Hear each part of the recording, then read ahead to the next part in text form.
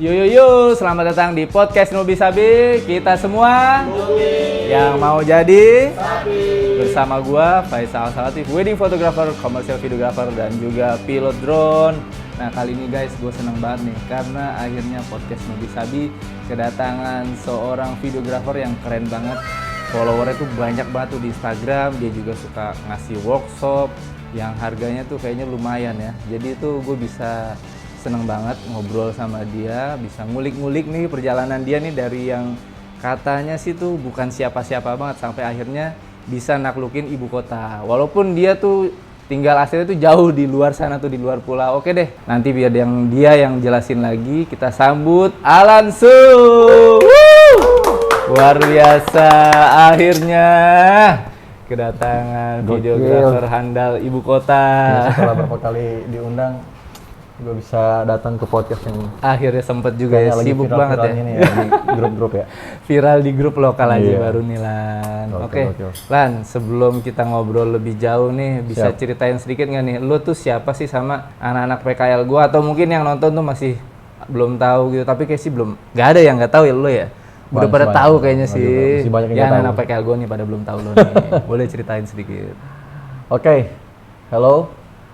Gue Alan Su. Gue adalah seorang videographer. Dulu lebih sering sebenarnya orang pada taunya wedding videographer, dan sekarang juga ngebrandnya sebagai wedding videographer. Wedding videographer. Cuman banyak hal-hal yang di luar yang gue kerjain juga selain wedding, corporate, mau video klip dan lain-lain dah. Pokoknya yang menghasilkan cuan. Menghasilkan cuan. Oke. Sekarang gue boleh kepo sedikit nggak nih Lan? Nama lo beneran Alan Su atau itu nama panggung atau gimana tuh? Ya, itu nama panggung. Nama panggung. Nama benerannya boleh dibocorin dikit atau boleh. Biarkan itu? Oh boleh. Siapa tuh? Jadi nama aslinya itu kalau menurut sesuai KTP Haidar Ali. Haidar Ali. Haidar Ali. Haidar Ali. Yes. Lu tuh nama orang apa tuh? Itu nama pejuang muslim cuy. Oh, nama pejuang muslim, ya Allah. Di zamannya Nabi. Mohon maaf, saya agak kurang pengetahuannya. Jadi lu tuh muslim? Iya, muslim. Serius? Serius. Oh. Jadi lu pikir selama ini apa? Gue kira lu selama ini gue pikir lu selama ini non muslim. Karena namanya kali ya, Alan Su. Oh, jadi lu Haidar Ali itu nama pejuang muslim. Di zaman Nabi. Oh, gila, keren banget. Jadi mungkin buat teman-teman yang belum tahu, yang kurang pengetahuannya tentang sejarah Islam kayak gua, akhirnya tahu ya.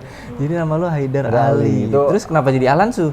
Itu ceritanya karena dulu pas gue bangkrut di Palu, kan gue dari Palu kan ya. Lo bangkrut? Iya, waktu itu gue bangkrut, sempat bikin studio di Palu dan bangkrut, tutup, dan apa-apa semua harus dijual, dan merantau ke Jakarta.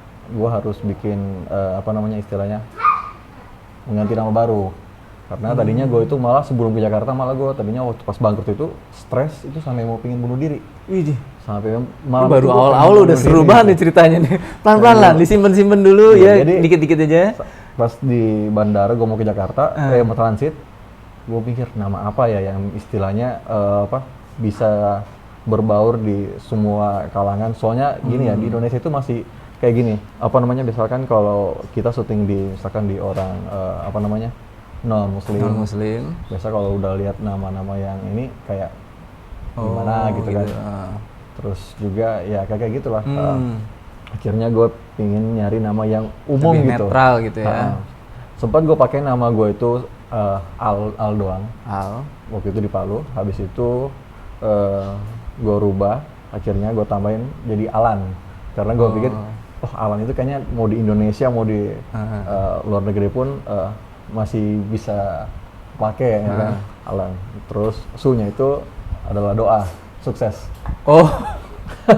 Doa. Oke, Alan sukses gitu. Wih. Cuman kalau taruh Alan sukses kan terlalu gimana kan. Jadi Su aja itu gitu. Rahasia di balik nama Alan Su yang keren itu ya. Oke, tapi nama Haidar Ali juga keren sih ya. Cuman keren. Biar lo memutuskan biar lebih netral aja. Lebih netral. Oke. Kalau pas lo nih awal-awal belajar nih, emang lo langsung jago? Apakah orang tua lo udah jago foto atau punya ini atau gimana Lan? Boleh ceritain Lan. Oke, pada dasarnya sih orang tua gue tuh malah nggak ada di bidang ini ya. Oh, nggak ada bidang ini. Terus gue kenapa terjun ke dunia videografi?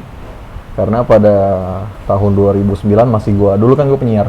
Oh, lu penyiar? Penyiar radio di Poso, di kampung gua, kabupaten. Pokoknya cari aja Poso di Poso itu daerah Sulawesi mana? Sulawesi Tengah. Sulawesi Kalau di Tengah. searching ntar kerusuhan semua tuh isinya. Oh iya bener, Poso ya. Poso iya, itu kan kerusuhan sempat chaos kan tahun 99 sampai tahun 2002. Saat itu lu umur pas lagi rusuh-rusuh? Lupa gua. Oh lupa. Ya, akhirnya Sekolah deh tuh masih ya? iya. Terus? Masih SD lah. Terus 2009 gua menyiar. Gua kan ngedit audio juga kan, bikin audio iklan kan. Lu penyiar. Itu model ngeditnya hampir sama kayak video, cuman nggak ada visual. Ya kan? Kalau ngedit audio itu ngedit seperti video, cuman nggak ada visualnya kan. Yeah. Nah, terus kebetulan gua waktu itu juga kerjanya jagain sekret, ya kan? Jagain sekret kantor jagain gitu sekret ya. gitu, komunitas. Nah, terus tiba-tiba temen gua minta tolong gua untuk bisa nggak lu bikin slide gitu, slide foto. Gue liat kayaknya bagus juga bikin slide foto gitu. Terus gue coba pakai Movie Maker gue. Jadi foto-foto kegiatan gue kumpulin, terus gue edit di Windows Movie Maker waktu itu. Windows Movie Maker. Ini hampir sama ngedit kayak audio, cuma enaknya ada visualnya gitu kan. Dari situ pengen kayaknya gue harus tahu lebih jauh nih. Akhirnya singkat cerita, sebulan setelahnya ada komunitas mau bikin pemutaran film layar tancap gitu di situ. Terus tiba-tiba di tempat mereka mau buat acara itu nggak bisa gitu, berhalangan. Kayak nggak salah hujan waktu itu. Oh hujan. Akhirnya mereka numpang minta bikinnya pemutarannya di Secret. Ya di Secret itu ada teras ukuran kalau nggak salah 8x3 kalau nggak salah.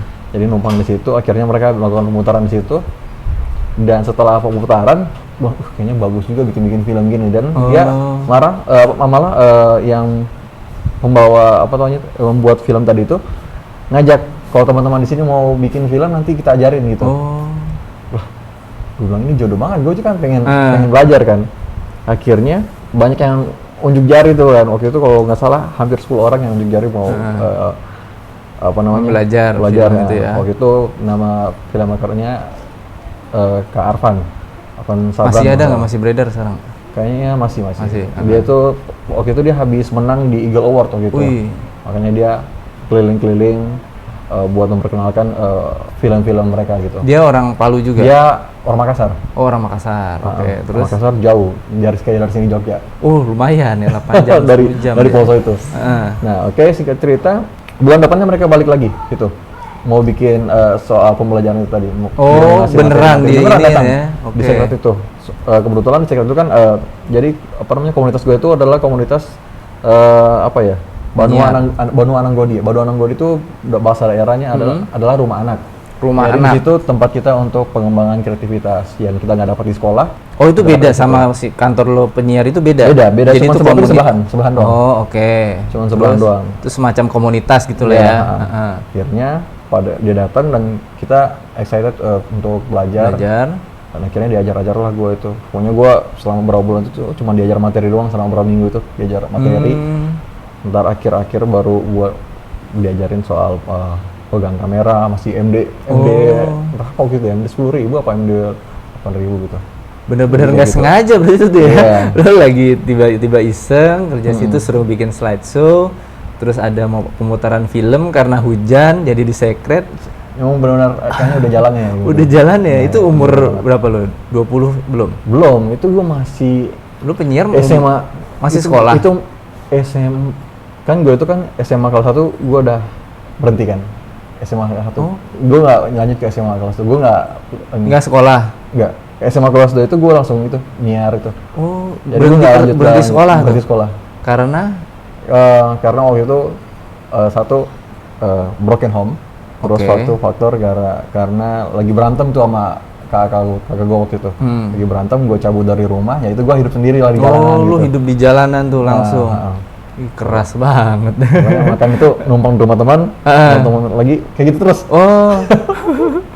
Terus bisa ada radio, itu radio yang terima lu radio anak muda atau radio apa? Umum sih. Radio umum. Cuman karena waktu itu gue pengen belajar, terus dari umur SMA tuh gue umur berapa ya waktu itu? Suara gue tuh udah berat, jadi gue diuji juga buat ngisi salah satu program radio yang apa namanya, tadinya itu dibawa bapak gitu. Oh. Penyiarnya bapak. Heeh. Jadi misalkan selamat malam. Oh, jadi kayak asik. gitu.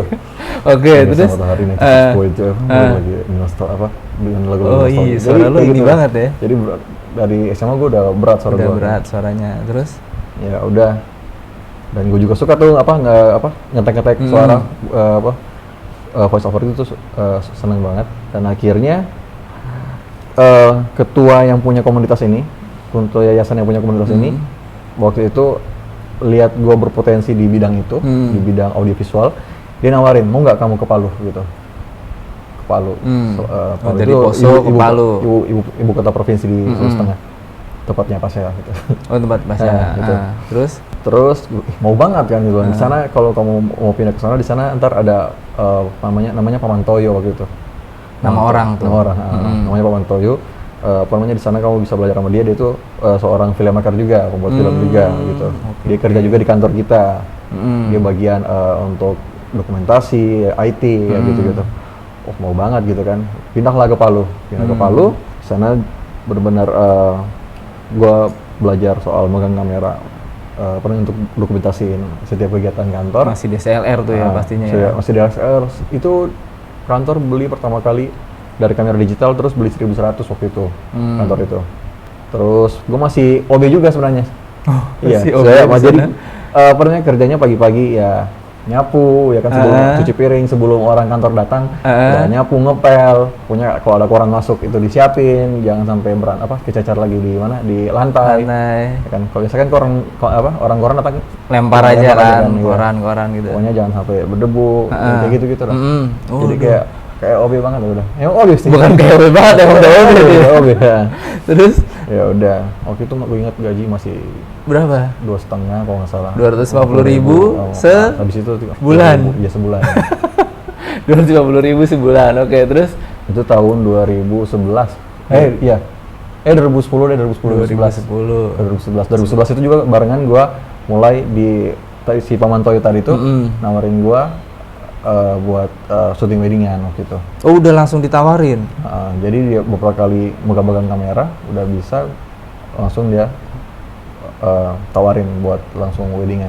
Waktu itu ada saudaranya yang langsung ngajakin juga sih. Bilang, lu besok syuting ini ya, gue nggak bisa soalnya. Gue gak pernah syuting weddingan. Yang tadinya gue tuh basicnya suka syuting film diary atau dokumenter, suka yang kayak gitu kan. Oh udah bisa tuh? Udah bisa, soalnya waktu pelatihan itu kita dikasih megang kamera buat produksi film-film kecil gitu, film-film diary. Oh langsung gitu, benar-benar langsung praktek gitu ya? Itu cuman berapa minggu materi, habis itu praktek.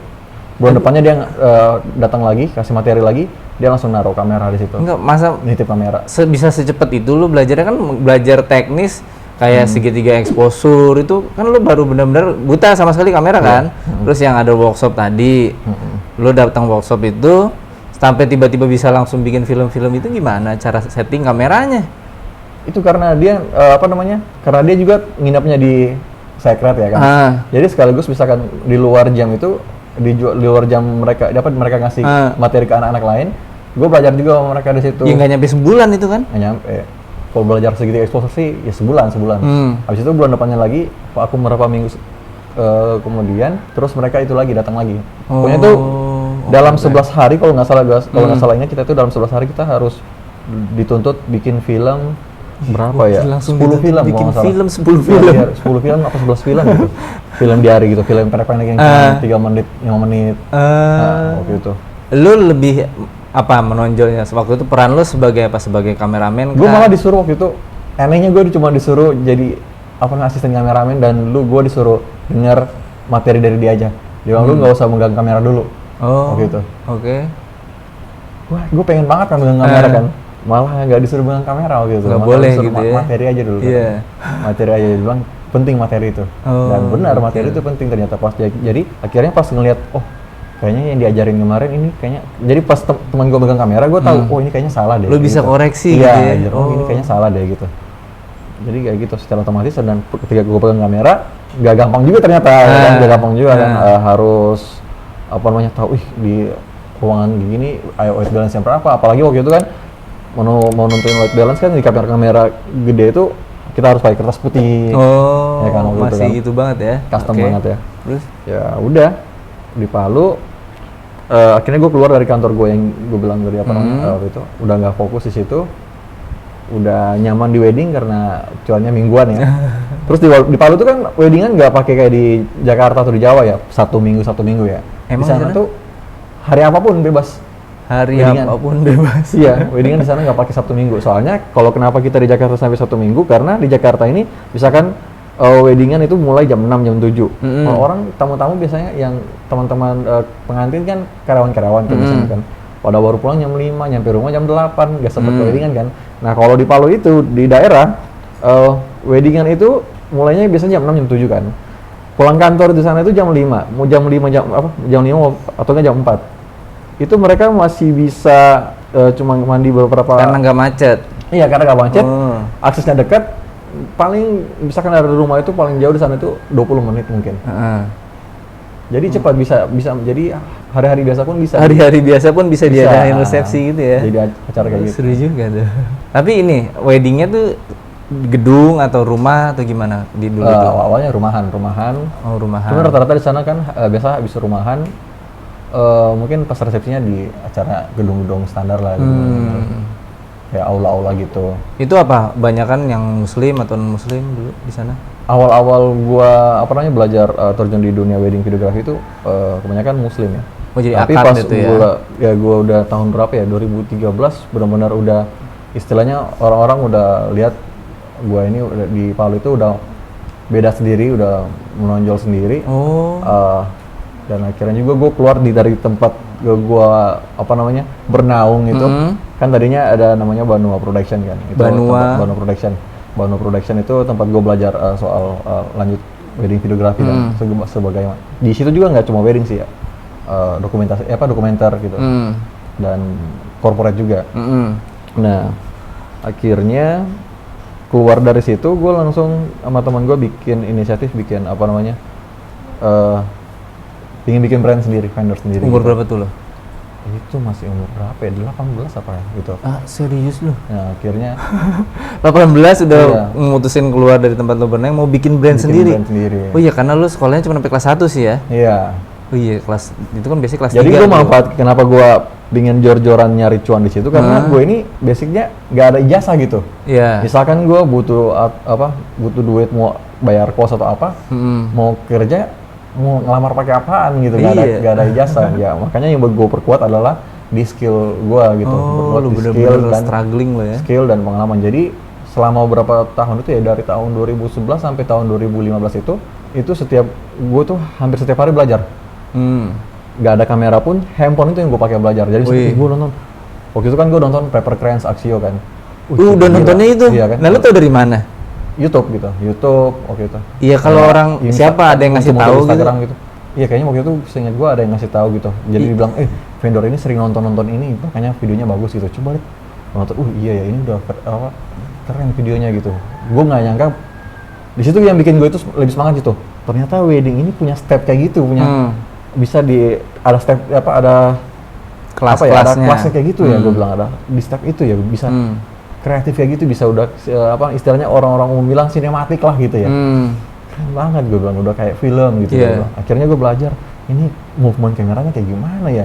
Itu yang gue tahu kan selama ini movement kamera kalau di kamera panggung kan cuma zoom in, zoom out ya kan. Paling panning gitu-gitu ya. Ya kan, itu yang kayak gitu. Wah, hebat banget ya wedding bisa kayak gitu ya. Ya udah penasaran, akhirnya belajar terus setiap hari. Gitu. Pakai handphone. Kayak handphone.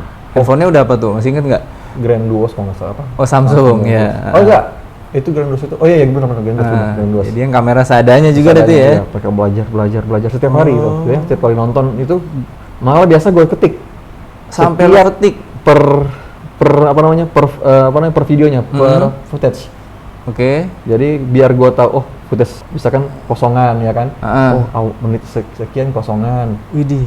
Niat banget lo ya. Footage kedua detail, close up ini gue catat, dan itu yang gue breakdown gitu jadinya ya. Gue breakdown, gue praktekin pakai lagu yang sama. Jadi akhirnya dilatih terus, gak nyampe itu cuma 2 bulan gue ngelatih terus pakai breakdown kayak gitu. Sampai voice-nya, di detik sekian harus pakai voice gini gitu. Enaknya bocor-bocorin suara kayak gini. Itu gue ketik semua. Oke itu. Akhirnya nyampe sendiri feel-nya. Abis itu udah nggak pakai itu udah tahu sendiri gitu. Cutting-cuttingannya gitu udah ya? otomatis kena gitu langsung masuk. Jadi melenceng dikit aja cuttingannya udah tahu. Ini kayaknya nggak enak nih cuttingannya. Jadi kayak gitu. Udah tuh bikin studio sama teman gue. Jadi gue waktu itu sama teman gue namanya si Reza Rahmi. Si Reza Rahmi ini dia pengen banget waktu itu turun bareng teman gue namanya Om Dion. Dia tuh fotografer yang hits juga di sana. Dia fotografer hits yang dia tuh kebanyakan kalangan kelas-kelas wedding dia tuh internasional semua. Jadi pegangnya Chinese semua. Terus foto-fotonya itu emang beda sendiri juga di sana waktu itu zaman itu ya. Di Palu itu. Di Palu. Nah, akhirnya Reza ini ngomong kayak gitu, kayaknya gue pengen ini lah, turun sama Om Dion ini katanya. Dia bilang, lu mau turun sama dia? Kebetulan gue dekat kan sama Om Dion ini, gue sering turun. Di tahun 2013 juga waktu itu gue dapat job ke Jakarta waktu itu, waktu itu Dirjen Pariwisata, anaknya Dirjen Pariwisata. Dari Palu, ngejob di Jakarta. Di Jakarta waktu itu. Itu baru pertama kali ke Jakarta? Mungkin? Enggak, 2008 gue di Jakarta sih pernah. Oke. Soalnya kan keluarga gue, kakak gue semua kan orang tinggal di sini. Lalu di sana mana? Di sana sama orang tua gue waktu itu. Maksudnya kakak gue di sini semua. Oke. Mereka udah di sini semua. Oke. Ya udah tuh.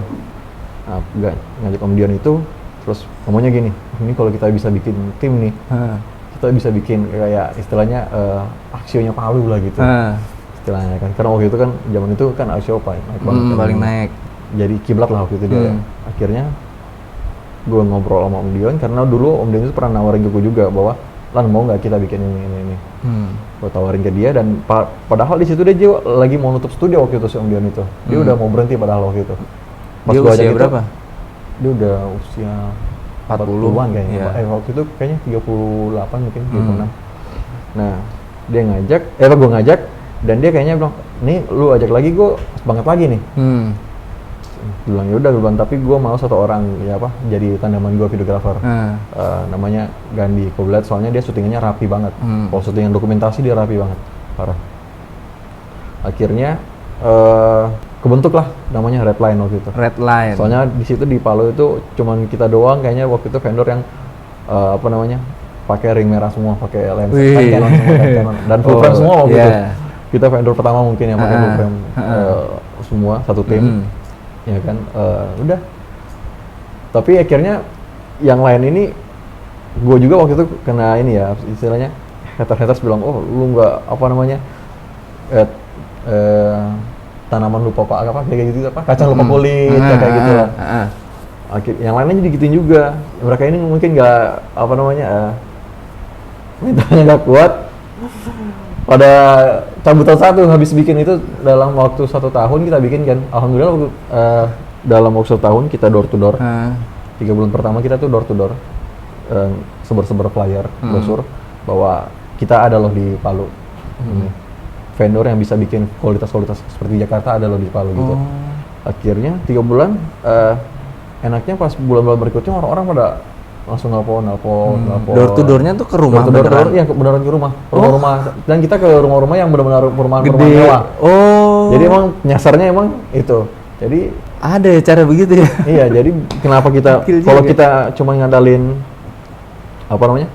kalau kita cuma ngandalin misalkan Instagram, Facebook, ya mungkin random yang datang ke kita kan. Ya kelas mungkin menengah ke bawah ya kan.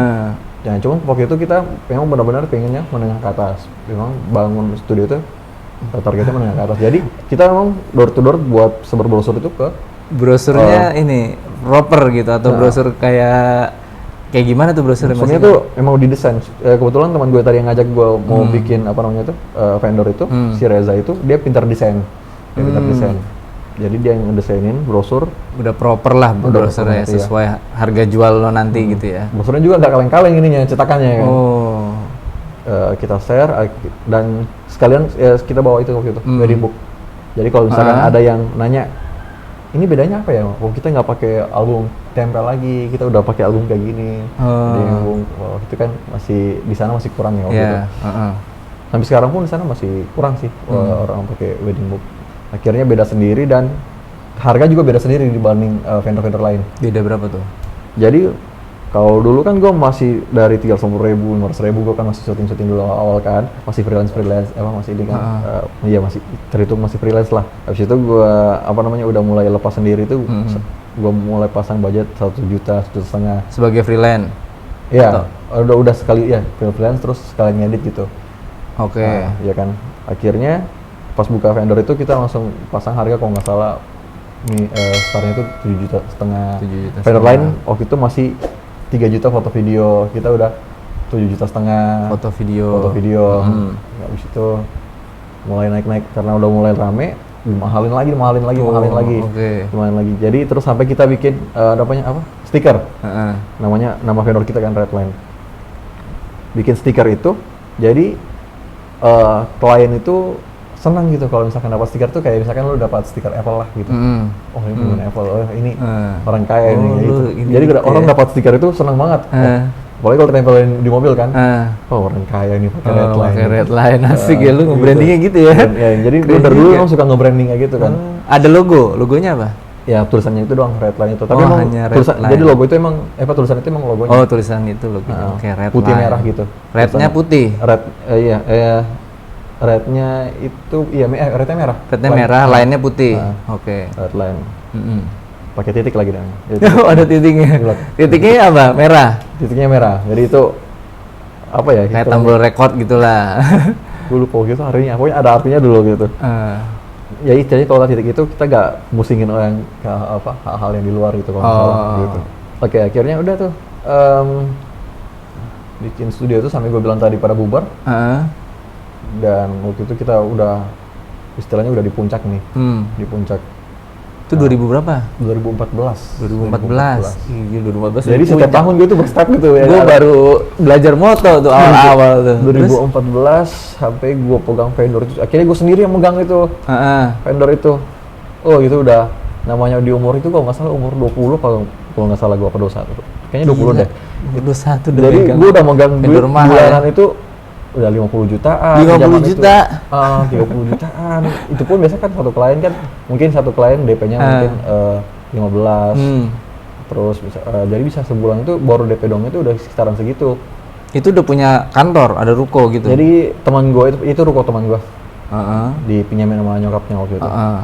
Nah, namanya masih umuran segitu ya, megang duit segitu. Terus gue masih juga waktu itu lagi ada problem stresnya gitu. Pokoknya tiap malam kelap terus. Party terus deh ya. Jadi kepake nih duit duit studio sama duit pribadi tuh kecampur udah kepake. Akhirnya mau bayar karyawan waktu itu. Karyawannya udah berapa? Waktu itu kalau nggak salah 3 orang termasuk adik gue gitu. Jadi bayarnya setengah-setengah terus mau bayar freelance juga udah susah waktu itu. Sampai gue puyeng gitu. Udah ada terus lagi ada file yang hilang. Kasus lagi deh tuh ya. Kasus banget itu. Terus akhirnya udah deh. Tutup 2015 kalau nggak salah itu pertengahan tutup. Dan udah tuh gue pengen bunuh diri karena di sana kan kota kecil kan. Semua orang tahu ya. Orang langsung tahu, upload di Facebook, apalagi misalkan di sana tuh namanya Info Palu ya. Info Palu itu semua makhluk masuk Info Palu gitu. Palu itu ada yang punya bikin status aja. Mana lu gini. Oh, itu udah semua pasti orang tahu kan.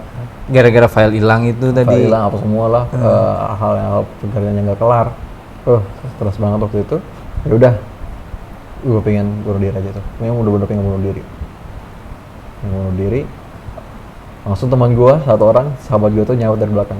Kalau gue jadi lu, gue kabur aja pengen kemana gitu katanya. Tapi gue bilang enggak, gue pengen bunuh diri. Tapi pas dia masuk, gue pikir-pikir lagi. Kayaknya iya ya, gue bilang kayaknya mending gue pergi kemana gitu mungkin.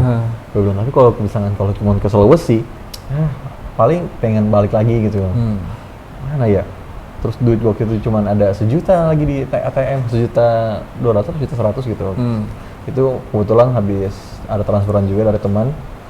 Karena habis itu waktu habis syutingin performnya Kotak apa dulu waktu itu. Dapat duit itu, langsung tuh gue telepon teman gue yang namanya Fandi, dia itu di Palembang kalau nggak salah. Palembang. Gue telepon, dia sering komen-komen video gue waktu itu di Instagram sama di Facebook. Keren bro, keren gitu. Jadi gue telepon, Di, kalau gue ke kampung lu bisa nggak gitu? Gue numpang di studio lu dulu deh. Ih mau ya, kau sini aja gitu, kesini aja gitu. Ntar gue sekalian belajar gitu. Yaudah nih, ntar gue kabar kalau gue jadi kesana ya. Gue cek kesana, 2.700.000, hampir 3 jutaan kan. Habis itu gue telepon teman gue lagi namanya Andika, dia itu di Bali. Dia videografer juga, cuman dia videografer anak-anak dancer gitu. Gue telepon, Dik, gue kalau ke Bali kira-kira bisa nggak gue numpang di ini dulu di mana, di rumah lu dulu. Ya kesini aja lah, ntar gampang lah kalau mau nyari kerjaan, banyak di sini studio-studio. Gue ceritain gue ada lagi ada problem kan. Iya kesini aja gitu. Gue cek ke Bali waktu itu bisa 2.400.000. Sama juga ya, nggak jauh beda ya. Aduh. Gue udah pasar udah deh, nggak tahu mau kemana ini. Muncul iklan Traveloka tuh, waktu itu 725.000 apa 227.000 gitu. Ke Jakarta. Oh, ke Jakarta. Gak pikir panjang. Langsung beli itu ya. Langsung klik, pesan. Itu apa namanya? Gak pikir panjang, langsung gua beli baju 100.000 tiga dari di mana, di dekat mall. Itu malam jam 10-an kalau apa jam 9. Ya jam 10-an udah tutup soalnya mall. 100.000 tiga. Pokoknya dengan duit caranya gue 100.000 tiga, terus beli tas samping itu kalau nggak salah waktu itu harganya 60.000 kalau nggak salah. Udah tuh langsung cabut ke Jakarta. Alat bawa? Pagi. Alat udah nggak ada, jadi tinggal komputer doang. Oh, alat tuh udah lu jual-jualin? Iya. Gara-gara nutupin itu tuh? Akhirnya komputer bawa tuh sono. Jadi komputer gue cuma bawa, casingnya nggak gue bawa, cuman apa namanya? Dalamannya tuh CPU gitu-gitu, iya, hard disk. Prosesornya itu gue masukin dalam tas VGA. Terus dicek di bandara kan, ini apa ini? Komputer. Oh ya. Oh, komputer. Ya udah. Soalnya itu jadi karena pengalaman gue dulu di 2012 kalau nggak salah, gue beli kamera. Itu bingung mau editnya di mana. Di 2012 itu punya kamera tapi bingung ngeditnya di mana. Tapi kalau misalkan gue punya komputer, gue bisa nyewa kamera ya kan. Bisa nyewa kamera. Kalau komputer kan nggak ada ya tempat nyewa komputer kayaknya ya. Kalau kamera kan banyak kan. Udah tuh. Akhirnya ke Jakarta 2015 pertengahan apa akhir ya. Gua ke teman-teman gua. Waktu itu benar-benar susah juga, dia bilang, hidup gua juga susah, di sini susah, tapi kalau lu mau ya nggak apa-apa gitu. Ya udah nggak apa-apa, gua bilang gitu. Ntar gua apa itu kerjanya. Dia waktu itu ngajakin gua nggak salah parkir motor di Sentul. Mau jadi PAOK gitulah juga di mana di Sentul itu di pertigaan mau masuk Sentul itu. Setelah Sentul sini Bogor kan? Iya. Lu Jakarta di mana emang? Itu pertama ke situ dulu. Oh, langsung ke situ dulu. Soalnya kan yang gue hubungi kan dia waktu itu kan. Oh, oke. Karena gue bingung mau kemana kan. Dan gue dari dulu tuh tipikalnya nggak pernah pengen dibantu gitu sama keluarga. Oke. Dari dulu. Kalau pengen dibantu udah gue minta duit lah sama kakak gue atau siapa gitu kan. Kakak gue pun nggak tahu gue di sini.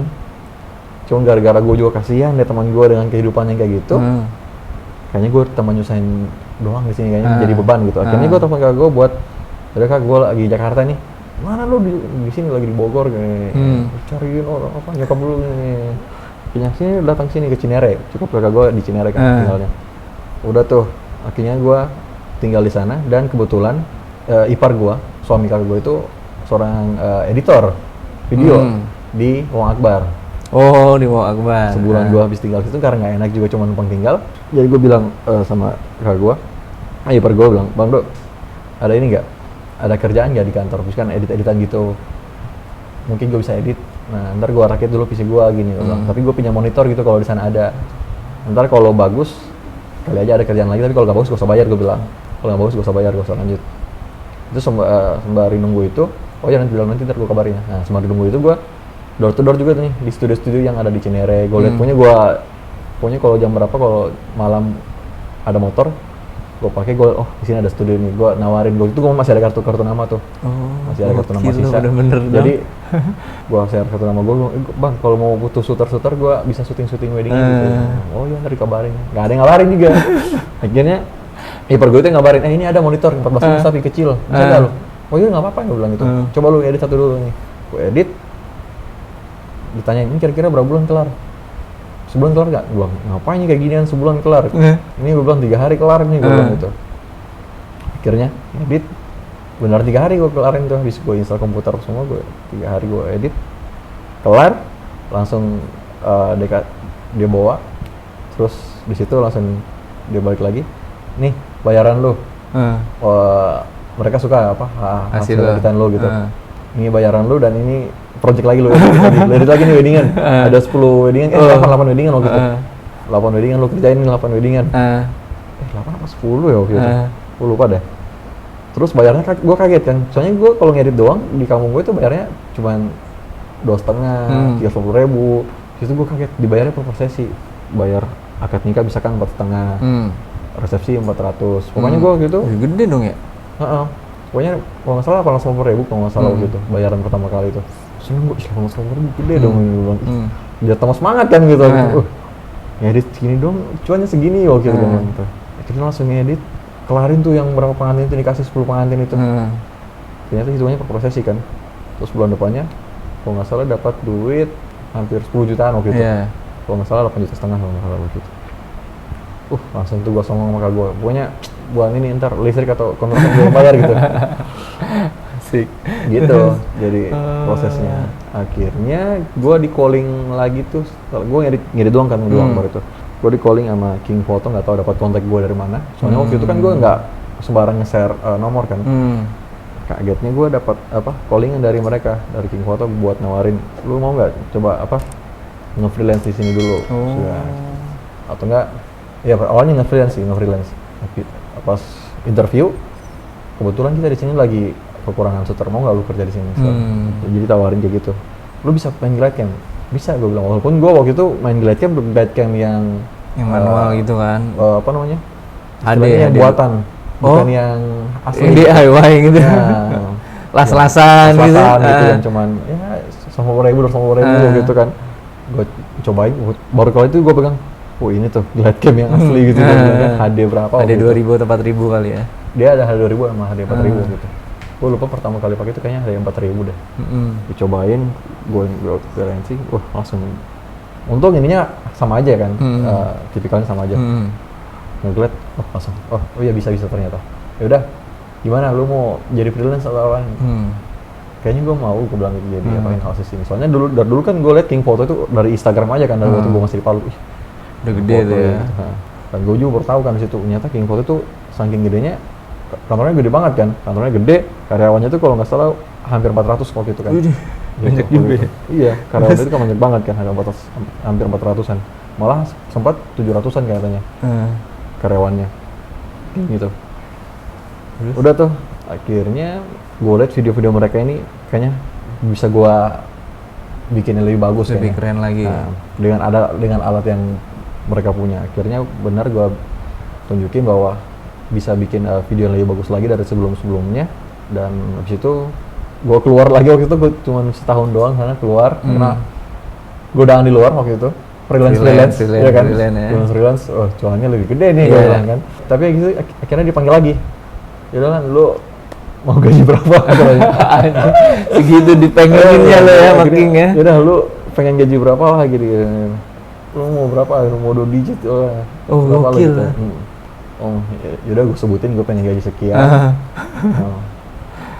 Yaudah langsung tuh, ya ntar kita saya omongin kan, waktu itu gue datang ke HRD-nya kan, ke kantor lagi kan. Habis itu dong, yaudah ntar hari apa waktu itu dikabarin, Selasa kita pesenin. Yaudah lah, disetujuin gitu ya. Sekaligus gue juga minta, waktu itu gue BT-nya karena tiap hari masuk kantor kan juga kan. BT-nya itu, terus akhirnya gue bilang gue mau gaji sekian dan gue cuman gak pengen masuk tiap hari. Kendala gue itu gue bilang gue nggak pengen masuk tiap hari, soalnya rumah gue jauh, gue malas ngekos lagi di itu di mana lo? Itu waktu itu gue udah di Cinere. Udah di Cinere sama kakak lo itu? Udah bisa sih. Udah bisa. 3 bulan setelah itu gue kontrak sendiri. Lo emang mandiri banget anaknya ya? Gue kontrak sendiri. Udah tuh pokoknya abis itu langsung gue bilang, ya udah gue nggak bisa masuk tiap hari, tapi gue bilang kalau misalnya gue kerja lagi, ya udah lu maunya masuk gimana? Gue bilang ya udah mungkin gue weddingin aja gitu datang. Ya udah setidaknya lu datang lah seminggu 2 kali gitu kan. Ntar pokoknya lu datang, lu dikasih duit bensin lah dan lumayan gede juga duit bensin sama duit makannya ternyata dikasih ditawarin. Ya udah deh. Udah waktu itu langsung udah gue jadi istilahnya shooter utama di sana di King Photo. Pokoknya ngelayanin klien-klien yang gede-gede deh tuh ya, yang ribet-ribet. Yang minta ribet-ribet lah konsepnya lah. Ya udah kayak gitu. Gokil. Perjalanannya istilahnya. Perjalanannya. Terus itu kan baru sampai Itu berarti terakhir tahun berapa lo di King? Tahun ini Januari terakhir gue keluar tuh. Oh, lo masih berarti sampai kemarin itu tuh. Oh, masih lama juga berarti ya. Wih, karena emang Soalnya kan ya termasuk lama sih, cuman kan kemarin kan pandemi tuh 2 tahun kemarin kan. Nah, itu Jadi gimana kalau- pas di sono? Pas pandemi? Gue masih di sana juga, cuma Iya, istilahnya ngapain? gue gak ada kerjaan juga waktu itu kan, King. Gak ada weddingan kan, gak boleh Iya, kan waktu itu tipis kan, banget, nggak ada. dikit Nah. banget wedding. Tapi itu tadi karena di kontrak gue mau ada weddingan atau enggak, Dibayar dibayar gitu. in-house ya. Heeh. Terus perjalanan lo yang tadinya kerja di King sampai sekarang tuh jadi konten kreator yang followernya udah oke banget, bahkan udah di endorse ya sekarang ya. Alhamdulillah. Widih, itu boleh ceritain tuh Lan, gimana Lan lo dari yang apa itu yang memutusin lo keluar dari itu King tadi? Enggak juga sih, Nggak karena juga. bareng gue ada kerjaan juga di luar King, ngerjain foto-foto sport juga. Itu cuma Oh, nggak lu pernah gue posting, nggak pernah. foto? Nah, cuma emang karena gue pengen nge-branding doang di wedding, jadi foto sport, video sport kayak gitu gue nggak pernah posting, nggak pernah gue up. Bahwa gue itu sebenarnya Bisa juga. hampir setiap hari malah kerjanya itu. Oh. Setiap seminggu itu mungkin 2 kali, 2 Motoin apa sportnya? motor bola, motor cross kayak gitu. Oh, pakai lensa tele tuh. Iya. Nggak kebayang sih gue begitu. Oh. Iya, banyak yang nggak tahu juga. Cuma orang tertentu doang yang tahu. Udah, gue juga udah sibuk di situ. Terus gue juga waktu itu di kantor gue yang satunya lagi nih, yang tempat apa namanya? Gue kerja apa namanya istilahnya ya? Ya bukan kerjaan utama lah. Tapi kesini malah itu jadi kerjaan utama. Udah sibuknya di situ. Jadi kerjaan di King udah terus ini kepegang juga. Terus waktu itu kan gaji masih dipotong juga gara-gara pandemi kan. Iya. Gimana di King ya? Lama banget dipotongnya sampai kemarin nggak udah mulai ada weddingan lagi, belum balik normal lagi ya kan. Udah gue juga di luar lumayan dapatnya, nggak fokus juga, akhirnya udah gue tinggal aja.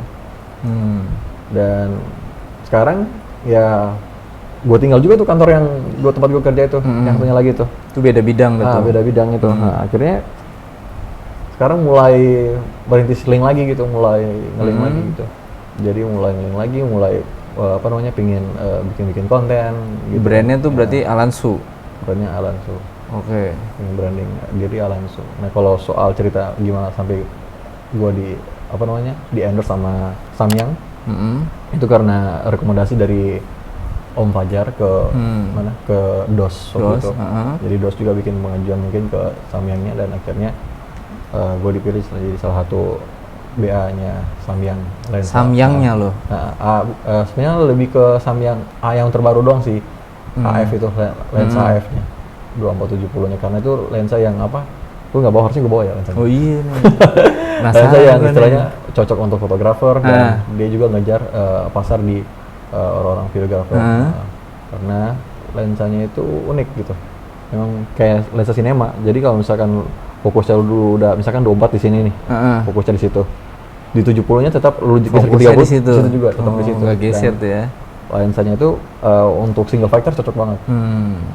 Mau lu shooting wide bisa, shooting close up bisa, shooting detail pun bisa gitu. Jadi 2070 yang nggak dimiliki lensa lain di dia ada gitu. Oh, oke. Jadi lu direkomendasi dari Om Fajar, pokoknya jadi kenal sama orang-orang Samyang gitu ya. Orang DOS sih. Orang DOS, jadi lu di endorse itu. Oke. Terus apa yang bikin lu bikin konten? Apa gara-gara pandemi itu tadi tuh? Apa? Lu jadi banyak kan gue ngeliatin tuh lu sering bikin konten. Gara-gara ini sih, gara-gara gue liat Instagram munculin Reels. Jadi gue coba, waktu itu gue coba bikin TikTok kan. Gue bikin TikTok, ngupload beberapa video, nggak naik gitu followernya gitu. Viewersnya juga nggak cuma 70-an, 40-an. Itu pun yang 3.000 banyak, 3.500 waktu itu banyaknya. Itu cuma gara-gara gue, bikin konten joget-joget doang, babi ngepet itu. Malah gitu yang banyak ya? Malah itu yang banyak. Udah sebelum sampah nih gue bilang. Gue tinggalin TikTok, muncullah Reels kan waktu itu. Gue coba posting ke Reels, video-video yang gue posting di situ. Malah yang gue posting itu adalah sebenarnya story doang sebenarnya. Story yang pernah gue story, gue posting ke Reels lah. Viewersnya banyak gitu.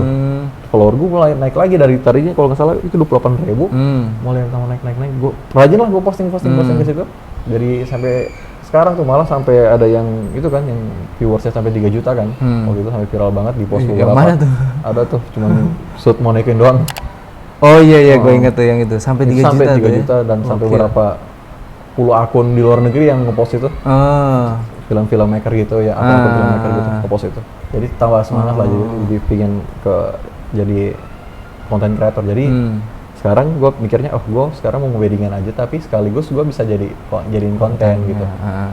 Bahkan tahun kemarin udah hilang banget gue hilang mood banget gue di weddingan, karena udah pegang video klip, jadi kayaknya kan, video klip ini malah idealis gue gitu. Justru malah megang gimbal gini bukan idealis gue nggak suka malah. Padahal gimbal lu ini. gimbal banget ya orangnya. Itu karena gue liat pasarnya orang sukanya di situ.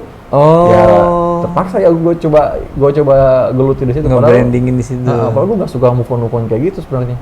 Kalau menurut idealis gue ya, gue lebih suka yang still doang, yang smooth main. Malah gue biasakan kalau di weddingan gue lebih sering handheld malah. Paling gimbal ini pakai seringnya cuma dari resepsi doang. Kalau misalkan cuma dari prosesi preparation sampai akad nikah misalnya atau pemberkatan, gue paling banyak kan handheld. Karena gue lebih suka, soalnya idealis gue tuh lebih suka main framing. Oke. Oh jadi di konten-konten lo tuh lo lebih banyak pakai gimbal karena ngeliat ada pasarnya aja sebenarnya. Iya, ada pasarnya aja dan ada banyak peminatnya aja. Banyak peminatnya. Dan kenapa juga gue lebih sering post yang apa namanya, editan gue yang pas movement, pas cutting cepat kayak gitu. Karena ya gue lihat yang bikin tertarik ya banyak yang nonton ya karena kayak gitu doang. Karena gitu aja. Nah, karena gue lihat kalau misalkan dulu nih gue posting video gue juga kan, gue sebenarnya lebih sering ngedit yang melo-melo kan sebenarnya kan. Cuma nggak pernah gue posting. Kalau dulu gue posting nontonnya juga cuma dikit, terusnya orang kayak udah biasa gitu. Makanya kalau posting kayak gitu, wah ada saset-sasetnya istilahnya. Ada satet-satetnya. Wah, orang keren. Banyak yang nonton ya. Iya, banyak yang nonton. Iya, dulu video lu juga yang lumayan view-nya banyak tuh yang musiknya cepet, cut-nya. Sampai sekarang yang kayak gitu-gitu doang yang gue posting. Yang kayak gitu doang, yang melo-melonya nggak pernah gue posting. Tapi lu terlihat sangat menguasai tuh. Itu gimana? Ya itu aja karena belajar, ya harus dipelajarin. Ya, apa-apa itu semua harus belajar, jadi nggak ada istilah bakat lah. Jadi yang mikir gue juga kayak gini bisa ngenalin kamera movement atau gimbal sampai kayak gitu ya karena tiap hari belajarnya. Kuncinya belajar ya. Aja sebenarnya, belajar aja. Jadi bukan pas di weddingan doang belajarnya. Justru malah lagi senggang. Itu. Oh, di rumah gitu? Main-main gimbal gitu? Iya, kayak gitu. Gokil. Segitu niatnya ya. Pahami harus kawin lah istilahnya dengan gear kita gitu. Sama joystick. Yang paling susah itu kan sebenarnya gimbal itu kan udah gerak badan. Oh, lu joystick juga lo mainin? Selalu always gitu. Bukan pergelangan tangan lo? Jarang, kecuali mau pakai mode FPV doang, misalkan nggak cuma kayak gini doang. Tapi kalau kayak gini doang malah biasa gue juga cuma pakai setting di ini juga. Mode 2 itu gue setting jadi FPV gitu. Jadi joysticknya itu bisa gini. Gue malah kalau main gimbal joystick jarang gue sentuh tuh. Lu bener-bener lu sentuh main? Tangan gue malah hampir nggak pernah pindah dari situ. Biar gokil. Lebih bisa memanfaatin ininya dia. Itu mah emang benar-benar butuh latihan tuh Lan. Kalau gue ya udah pergelangan tangan gue aja. Banget, karena kalau gitu. Tangan gue kan biasa kalau kita gini aja biasa doang tuh kalau misalkan kita nggak mainin ininya. Dia kameranya datar doang. Tapi kalau misalkan kita mainin dia tinggi gini bisa. Gerakannya udah ajaib deh tuh ya. Pernah kram nggak tuh? Kan lumayan. Oh enggak? Mungkin gara-gara udah biasa gitu ya. Dari mungkin sering main glide cam. Dan emang kamera phone gue kan dari glide cam tuh. Malah dulu gue nggak suka gimbal karena gue pikir ntar kamera phone di glide cam gak bakal kepake nih, susah nih buat diterapin nih. Ternyata lebih mudah gitu di gimbal. Oh gitu. Terus kalau cerita-cerita dikit lagi nih, kita ngobrol udah hampir sejam nih Lam ya. Masa? Kayak gue baru ngomong 30 menit dah. Ini aja nih Lam, kita kasih waktu pertanyaan nih buat teman-teman PKL di sini. Ada nggak sih pertanyaan yang bikin penasaran? Karena seru nih, tadinya tinggal nan jauh di sana, terus sempet jadi tukang parkir gitu-gitu ya. Ya modal waktu itu cuman datang ke Jakarta, modal gue tinggal 80.000. Iya, jadi sejuta buat bayar Traveloka, beli baju CP3. Mudah-mudahan ada motivasi buat mereka. Coba ada pertanyaan nggak nih? Siapa yang mau nanya? Teman-teman PKL. Ayo, yang di sana. Yang di sana, yang di sini. Oke, tanya aja. Coba cerita, udah pada lapar kan lo? Oke, perkenalkan Kak, nama saya Tegar. Ya, jadi kayak yang tadi saya dengar kisah atau cerita kakak ini kan awalnya belajar cuma pakai HP ya. Iya. Nah, untuk sekarang ini emang penasaran juga kamera yang dipakai itu apa sih? Kalau kamera yang sekarang dipakai itu ada, kalau untuk sering buat apa video klip atau video-video lebih serius, ada A1. Kalau yang buat weddingan doang biasa A7R3, A73. Jadi itu kamera udah pas dari kapan punyanya gitu? Tahun berapa nih? Itu tahun kemarin, kalau A1 tahun kemarin. 7R3 itu 2000 berapa ya? 17 kalau nggak salah. Jadi kalau yang A1-nya itu baru tahun kemarin itu. Nah, kalau A1-nya tahu nggak? Kasih tau lah, harganya berapa lah? Nah, A1 iya. tuh Belum tahu juga nih Ya? harganya. Sony A1. Iya. Ya, body only-nya itu kalau nggak salah 92 sih. 90. 2. Kasih lihat deh mukanya deh, 92 juta kamera doang. Mau lihat? Ada di TikTok gua ada, di TikTok gua ada. Itu gua pas gua pergi beli itu sama pas gua bayarin. Itu ada sama lensa berapa gitu ya? Lensa 50. Itu bodinya doang. 90. Tapi sebelum pakai Sony itu sempat pakai kamera lain nggak? Canon Canon yang 6D. 6D. Karena gua lama di itu ya, karena gua lama di mana? Karena gua lama di King. Di King itu kan kita udah disiapin kamera, gimbal udah disiapin gitu yang apa. Terus misalkan waktu itu gua pakai 6D, gua lihat orang-orang pakai A7, gua ajuin minta A73 waktu itu, akhirnya dibeliin A73. Gua lama ini sih, istilahnya lama nggak beli kamera karena apa-apa semua di endorse. Disiapin ya. Sebenarnya juga itu A7R3 itu juga di endorse juga ada sebenarnya dari kantor lain juga.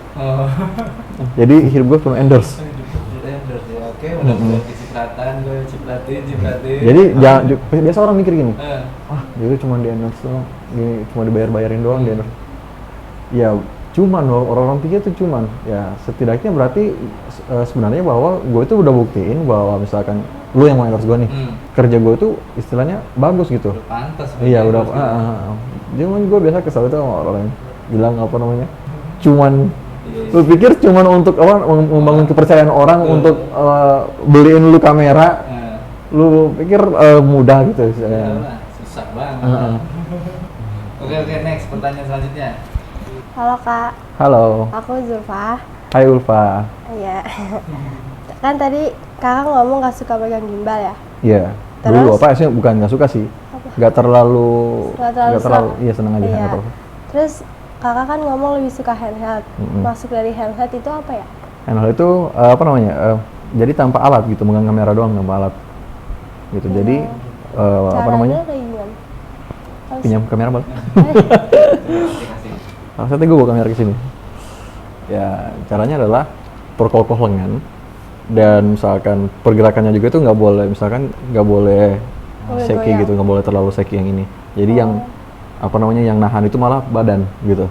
Contoh kayak misalkan gue mau panning juga, yang panning itu bukan tangan, yang panning itu adalah badan gitu. Terus misalkan jalan pun, misalkan badan kita agak, misalkan jalan kan biasa badan kita tuh kan nggak sengaja biasa naik turun kan. Nah kalau kita sadar badan kita turun, kameranya kita naikin. Pas kita rasa kita mau ini, jadi kameranya. Jadi kamera tuh punya. Nih, kalau mau misalkan kita mau stay agak stabil, tapi gue malah lebih sering pakai handheld itu malah bukan buat stabil sih. Memang sengaja buat agak. Jadi goyangin. Iya, memang agak biar kelihatan kayak videografer amatir aja sih. Kayak gitu. Oh gitu. Jadi dari badan ya? Yes. Ya gitu aja sih pertanyaan aku. Kasih ya. Thank you Ulfa. Next. Halo Kak, nama saya Zidan. Halo Zidan. Wih, keren banget. Oke, kan kalau tadi dengar Kakak di endorse sama Samyang kan ya? Iya. Ada nggak sih apa merek lain yang mau endorse Kakak tapi ditolak karena udah ada Samyang ini gitu? Padahal lebih tinggi mereknya daripada si Samyang ini. Belum ada sih. Kalau misalkan yang lebih tinggi dari Iya. Samyang ya. Tapi gue nggak tahu ya. Kalau obrolan di kantor sana ya nggak tahu kalau ada yang ini. Cuman kalau selain Samyang ada beberapa ini juga, termasuk termasuk ini gimbal itu. Cuman karena gue nggak terlalu serak, nggak masuk gitu sama gue. Lo yang ini kali ini. Jangankan itu, yang Zhiyun pun juga gitu. Waktu itu coba mau nggak lu kita tawarin misalkan ke Zion, cuman karena apa ya, gue nggak mau membohongi masyarakat sebenarnya. Kalau emang misalkan gue nggak suka, padahal Ronin pun istilahnya masih banyak kekurangan. Apalagi yang RS3 kemarin itu yang baru keluar itu ada beberapa kekurangan. Cuman apa ya, namanya alat elektronik ya nggak bakal sesempurna gimana juga. Cuman istilahnya yang mau memenuhi apa namanya kemauan gue, kriteria gue juga, ya cuman Ronin doang. Cuman sayangnya Ronin ini memang nggak ada brand ambassadornya dia memang. Oh, di sini belum ada gitu. Di luar pun nggak ada brand ambassadornya, ini cuman istilahnya dia tuh nggak ada. Jadi kalau dia itu malah kontraknya itu dia bisa kan nih, lu iklanin kamera gua, lu obrolin soal kamera gear gua, barang gua atau gimbal gua bayar kontrak sekian, udah habis itu udah putus gitu, nggak ada istilahnya, jadi nggak ada brand ambassador. Nggak ada yang mewakilkan. Istilahnya Ronin ini udah kayak iPhone aja gitu mungkin ya. iPhone, Lamborghini, jadi nggak ada brand ambassador ya. Iya. Oke. Ya Kak, halo, nama aku Andin. Andin. Hai Andin. Ya, hai Kak. Bagus loh suara lu, kayak Andin namanya Andin. Mau tanya, kan Kakak bilang nggak suka pakai gimbal, terus pakai gimbal karena ikutin pemasaran yang ada kan? Karena ikut pasar. Terus pas belajar gimbal itu langsung bisa atau? Karena emang semua videografer, nggak semua ya. Karena dari dulu juga pun apa istilahnya kayak glide cam, gimbal itu adalah apa namanya alat bantu untuk bisa membuat video kita tuh lebih beda gitu daripada yang gambar-gambar yang pakai tripod atau still gitu. Kalau yang udah still kan udah banyak gitu. Jadi glide cam itu gunanya emang membuat gambar itu misalkan punya kesan sendiri ya, punya kesan istilahnya orang bilang umumnya sinematik gitu. Ya Umumnya orang tahu ya. Dia punya kamera movement kamera movement tersendiri gitu dibanding slider. Gara-gara gimbal kan slider udah nggak ada. Jadi emang dari dulu udah belajar soal movement dari glide cam ke gimbal hampir sama aja. Cuman ini kan digital gitu. Ini ada motornya. Udah ada motornya. Kalau dulu glide cam itu dia manual gitu. Jadi yang gerakin tangan gitu. Iya, jadi gini-gini gitu kan. Kayaknya kan udah kayak remote gitu ya. Iya. Gitu aja. Jadi gitu. Makasih ya Kak. Nah, Lan, makasih nih udah dibantu jawab pertanyaan dari teman-teman PKL. Siap. Oke, mudah-mudahan mereka tuh rajin semangat, latihan terus, belajar tiap Belajar hari. terus, iya. Walaupun alatnya belum punya juga bisa ya kalau ya. Iya. Waktu kan cuma Justru pakai gua handphone doang kan. Lama nggak punya alat gitu. Lama nggak punya. Waktu di King pun gue nggak punya alat di rumah, tapi apapun yang misalkan itu yang gue pelajari, misalkan cuma handphone ya udah pakai handphone aja belajar ya. Kalau sekarang mah udah enak kan handphone buat belajar kan. Iya, ada stabilizer lagi sekarang handphonenya juga. Oke. Nah, ini ada tips nggak nih buat teman-teman yang mau belajar jadi orang sekeren lo? Karena gue sih salut banget lah, gue orang Depok, jauh dari Jakarta. Kalau lu dari Poso sana, Palu, dengan kisah lo yang pernah jadi punya studio gede, bangkrut, bisa terpuruk lagi. Kira-kira kuncinya apa sih supaya lu mau jadi selalu orang yang mau bangkit gitu ketika jatuh? Jadi bokap gue itu selalu berpesan lu itu harus punya target setiap tahunnya, lu harus naik satu tanggal aja. Setiap tahunnya gitu. Lu harus punya rencana mau kayak gimana tahun depan, atau mungkin 5 tahun ke depan lu bakal kayak gimana. Ya itu tadi gue bilang, makanya gue dari tahun 2009, 2010, 2011 bertahap terus. 2012, 2013, 2014, 2015 jatuh. nyunsrep ya itu sampai mau bunuh diri gitu ya. 2016 masih nyunsrep. Tapi mulai perlahan-lahan nemu jalannya gitu. Pesan bokap lo ya untuk selalu naik terus. Itu ya setiap tahun. Nah gitu ya, itu tadi harus dengan belajar gitu. Kita nggak bisa naik kalau kita nggak belajar dari kehidupan kita atau belajar soal skill untuk. Jadi kan yang mengangkat diri gue itu adalah pekerjaan ini tadi. Jadi gue harus prioritaskan banyak waktu buat belajar di situ. Jadi intinya sih tetap belajar doang. Terus belajar terus ya. Kalau goalsnya nih, lo kayaknya juga belum 30 lo ya? Belum. Nah, coba 30 ke atas kira-kira lo membayangkan goals lo sebagai apa nih? Sutradara terkenal atau film layar lebar mungkin nantinya? Apa udah? Lo udah pernah ngerjain lo? Apa nih? film? layar lebar. Iya. Enggak. Oh belum. Belum. Baru video klip aja tuh ya. Video klip aja. Nah coba goals lu gimana? Goals gua ke depan malah jadi gini, sebenarnya dunia apa namanya? Dunia audiovisual ini itu bukan hobi gua. Ya kan? Makin aneh lagi nih. Itu bukan hobi gua. Bukan hobi lu malah. Lu nggak tangkap ya dari awal gua cerita. Jadi apa namanya? Karena gua nggak ada ijazah, Iya. jadi gua fokus ke sini buat ngasah skill gua, Heeh. bukan hobi. Bukan hobi ya, karena untuk hidup aja. Karena untuk benar-benar untuk hidup. Terus apa dong? Jadi sebenarnya kan hobi gue itu sebenarnya musik ya. Dulu malah gue pengen apa namanya? Gue itu musik sebenarnya. Gue itu dari kecil apa ya doyannya musik gitu. Sebagai apa? Drummer atau gue malah kedepannya pengen jadi seorang yang apa namanya komposer doang, cuma pencipta lagu doang. Mungkin kayak gitu. Dan itu yang mau gue kedepannya mikir apa? Gue paduin misalkan kesukaan kecintaan gue di musik dan Keahlian lu sekarang kalian ya. gue di audiovisual. Itu yang mau gue kawinin mungkin ke depan yang bisa apa namanya mengangkat gue lagi gitu. Oh oke. Jadi goals lo nih akan coba di arah musik gitu ya ke depannya tuh ya. Digabungin lah. Digabungin gitu ya. Oh. Seru juga tuh ya. Itu mah pasti harus belajar lagi kan tuh. Apanya? Iya kayak misalnya lo jadi drummer pasti kan yang sekarang selama ini lo latihan apa tetap lo sekarang latihan? Masih lagi apa kalau lagi nggak ngapa-ngapain misalkan gue lagi males atau apa gue malas ngedit gue main drum gue. Oh emang itu dilakukan secara rutin tapi rutin sih. belum ditampilin aja tapi ya? Enggak ada sih cuma sekitar doang biasa di story atau di apa di baru reels. tahu nih gue ternyata pengen jadi drummer. Berarti lu kurang pantau nih. Habis banyak banget yang harus dipantau Lan. Kurang mantau nih dia nih. Oke deh, terima kasih Lan udah dateng, udah sharing banyak hal nih ke teman-teman. Mudah-mudahan mereka jadi lebih termotivasi lagi bahwa yang tadinya cuman orang di ujung sana putus sekolah bahkan, tapi putus sekolah jangan ditiru ya teman-teman. Ya, jangan ditiru. Tetap harus itu jangan. Kalau sekarang kalian tuh enak ya, misalnya udah mereka ini kan kerjanya di apa? Sekolahnya di Ya, media, multimedia kan. Itu kalian enak ada apa udah ada gurunya, itu harus benar-benar kalian tekunin.